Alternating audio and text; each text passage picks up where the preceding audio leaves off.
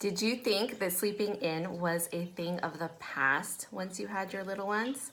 Well, it doesn't have to be. I have some tips for you today to hopefully get you to be able to sleep in. I'm not promising a lot. I'm not promising till noon, but you'll be able to get a little extra, about 15 to 30 minutes extra sleep time in the mornings.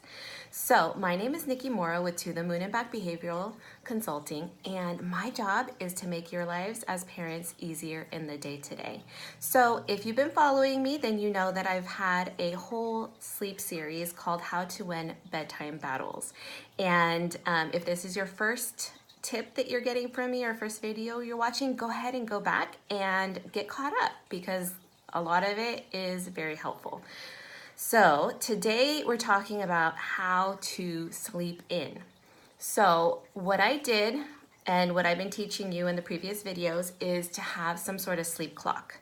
That's the first thing to really get your kids more independent with their sleep schedule, because what it's going to do is it's going to turn yellow or blue or some sort of color that is indicative of whether it's wake time or whether it's sleep time.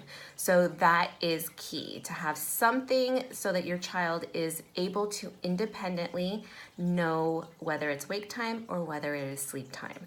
So I use my tot clock at home, and basically what happens in my house is that my daughter on the weekends, once she was already trained to stay in her room, once she already knew what the different colors of the clock were, and I went through all that coaching ahead of time, what I did is I told her that, what I did is I kind of fudged the time a little bit for the weekend set. Wake time, and I put it to gradually I bumped it, so about maybe 10 minutes the first weekend and then 15 minutes the next weekend, and just gradually prolonged that time. So up until about 30 minutes, depending on how old your child is. Of course, if your child is little, they're not going to be able to realistically entertain themselves that long in their room, but work according to what's age appropriate and what you think your child is capable of, and then kind of go from there. But the idea is you're going to gradually build on that. You don't want it to be too noticeable to them up front, and then it'll just backfire on you. So gradually I set it a little bit longer. And what I told my daughter is, we went over it the night before, and I told her, I was like, okay, in the morning on the weekend, you are going to stay in your room a little bit longer. It's going to feel a little bit longer, but I need you to stay in your room until your clock turns yellow. Okay, if you want to wake up, if you want to play something quietly in your room, then that is okay. Right? So I made sure that there were quiet activities in her room, maybe some puzzles, maybe some books, whatever you can think of, those foam blocks she has in her room as well that are accessible, so that it's quiet. She has something to do, she has something to entertain herself. And then what I told her to get her buy-in is I told her, she likes to watch TV on the weekends because she doesn't get very much TV. So I told her, if you're able to stay in your room until your light turns yellow, then you will be able to watch one episode of your favorite TV show, whatever that is. And then I said, if for some reason you're not able to, you come out early, or you make too much noise, because a lot of times what they'll do is they'll be kind of sneaky and they'll start singing really loud to themselves or making extra noise to try to get you to come and pay attention to them or get them out of the room, which kind of defeats the purpose, right? You can't sleep with a bunch of noise going on next door. So that's where we started. And what I did is I asked her, I was like, does that sound like a good deal to you? Does that sound like something that you want to earn? And she's like, yeah, right? Because it's something that was motivating to her. So the key is, if you don't want to do screen time, if you don't like doing that, then the key is to find something that is very motivating to your child, that they don't really get access to other than, or very infrequent access to, so it's a special treat that they're going to be motivated to work towards. And that is the key, to get their buy-in ahead of time. Go ahead and have that conversation. And then let them know clearly, okay, if you stay in your room till your light turns yellow, you will get one episode of whatever, TV show you want to watch. If for some reason you don't, and I have to come in before your light turns yellow, then you won't get the TV show, but we can try again next time.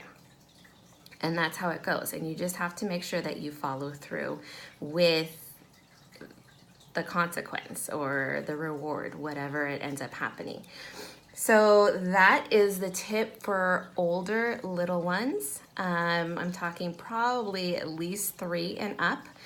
If you have a younger child and you don't really want to use that method, or you're not able to because they're younger, then what you're gonna do is what I ended up doing when my daughter was much younger. And it took me way too long to figure this out, but it was kind of just like one of those things of like, oh my God, I want to be able to sleep in on the weekends, like this stinks. And it was causing all this stress and frustration and, to be honest, kind of some resentment. So I ended up having this conversation with my husband, and I told him like, hey, we both want to sleep in. We both miss sleeping in. So how about we take turns? So what we ended up doing is Saturday morning is my day to sleep in. He'll wake up with my daughter at whatever time, she wakes up, and then I get to sleep in till, whatever time I'd like. Of course, I'm not going to sleep until noon anymore. That was long gone, but a couple hours or an hour and a half, whatever it is that I need. And the same thing happens for my husband on Sunday. He gets to sleep in, and I'll wake up with my daughter and be around for her. As she gets more and more independent, she's fine being up in the morning and make sure I get her a snack or whatever. And sometimes I sneak back to bed if I really need it. So those are my tips for being able to get to sleep in every once in a while. Like we need to still feel like we're human and still feel like we have a little bit of our independence and our little bit of our freedom. And a lot of times we think that we have to be supervising and around our children constantly, and that's not what needs to happen. So some people might think that that's so mean. Why are you gonna make your kid to stay in the room by themselves? And that's bad parenting. But to me, I don't think it is. I think as parents, we need to give ourselves the freedom to take care of ourselves sometimes and to set some of those boundaries. And it really does teach your child how to entertain themselves, how to, you should not be your child's source of entertainment constantly. And as long as you know that they're safe, as long as you know that there's nothing that's going to hurt them, they can figure it out. Boredom will not kill them, and kids need to learn how to occupy themselves, and they need to learn how to extend their attention spans. And if we're constantly there entertaining them, then that never gets developed. So that is my tip for today. I hope that you found it very helpful, and I hope it works out for you. If for some reason it doesn't, feel free to message me or leave comments, and we can kind of brainstorm what's going on. So my name again is Nikki Morrow with To the Moon and Back Behavioral Consulting. If you found this helpful, please like it and share it. I am on YouTube, Instagram, Facebook, all those wonderful things. So if you'd like to keep getting these free tips and advice, then be sure to follow me on one or more of those venues. I would greatly love to hear from you guys, and have a fabulous weekend. Take care. Bye-bye.